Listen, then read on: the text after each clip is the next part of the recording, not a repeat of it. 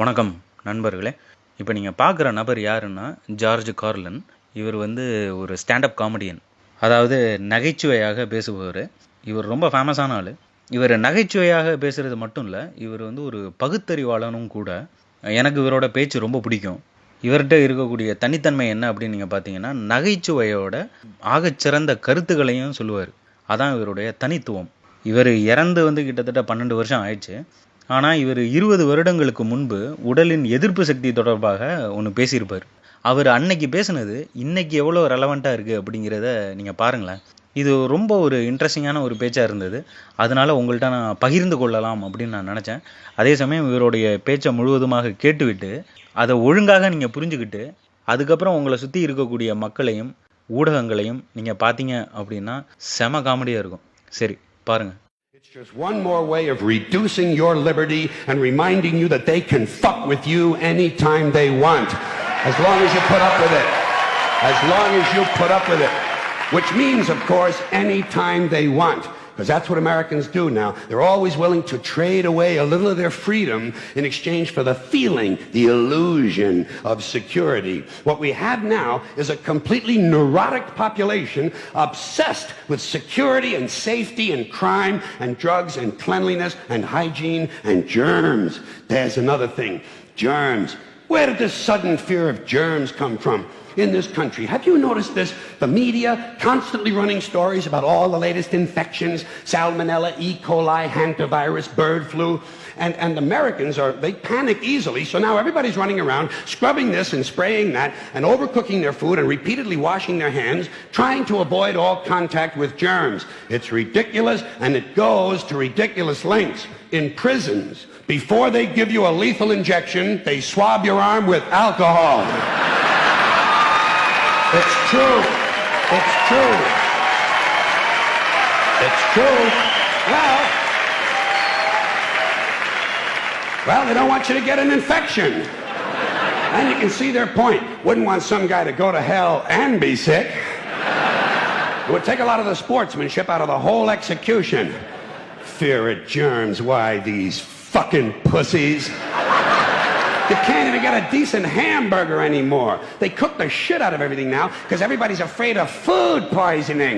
Hey, where's your sense of adventure? Take a fucking chance, will you? You know how many people die in this country from food poisoning every year? 9,000. That's all. It's a minor risk. Take a fucking chance, bunch of goddamn pussies. Besides, what do you think you have an immune system for? It's for killing germs. But it needs practice. It needs germs to practice on.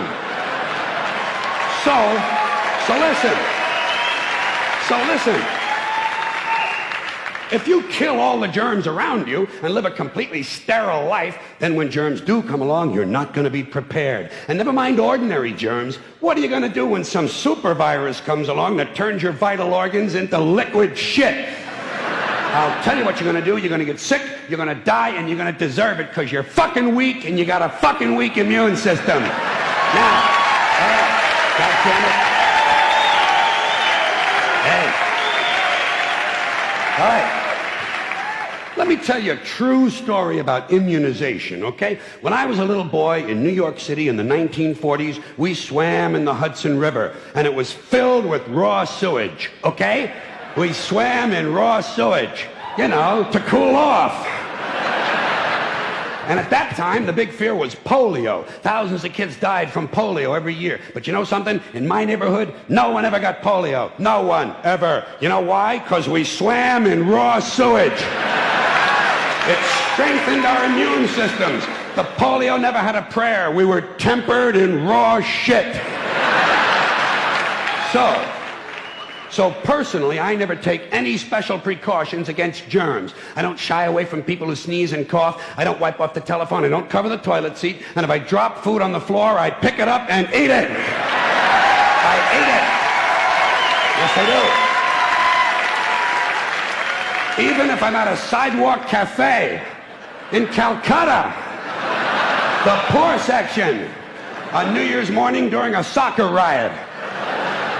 And you know something? In spite of all that so-called risky behavior, I never get infections. I don't get them. I don't get colds. I don't get flu. I don't get headaches. I don't get upset stomachs. And you know why? Because I got a good, strong immune system, and it gets a lot of practice.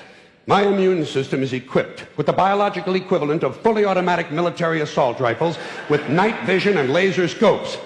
And we have recently acquired phosphorus grenades, cluster bombs, and anti-personnel fragmentation mines. So, when my white blood cells are on patrol reconnoitering my bloodstream, seeking out strangers and other undesirables, if they see any suspicious-looking germs of any kind, they don't fuck around. They whip out the weapons, they wax the motherfucker, and deposit the unlucky fellow directly into my colon.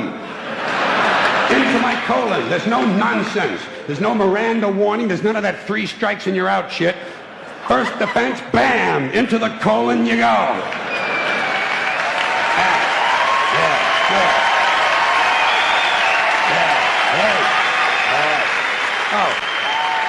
இவருடைய பேச்சு உங்களுக்கு சென்சிபிளாக பட்டுச்சு அப்படின்னா பலருக்கு பகிர்ந்து கொள்ளுங்க.